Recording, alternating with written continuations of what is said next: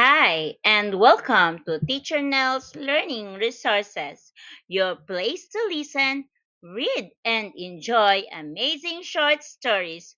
Let's get started. Waging gawi ni Thomas.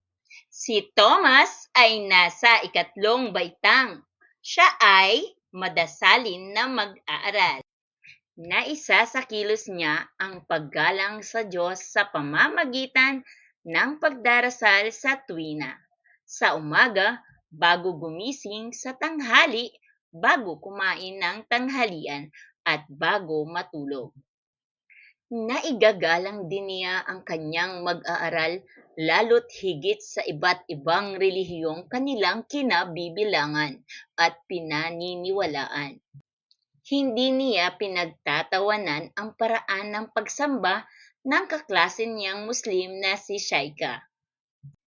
Isinasakilos niya ang pagsunod sa mga pamantayan sa loob ng Pook Dalanginan.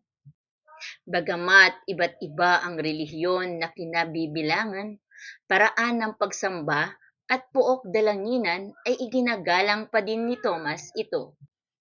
Ito ang natutuhan niya sa kanyang mga magulang, na isaalang-alang ang damdamin at paniniwala ng bawat isa. Lagi din niyang isinasaisip na kapag isinakikilos mo ang tamang gawi, ay iginalang mo ang iyong sarili at kapwa, ay minamahal mo ang Diyos.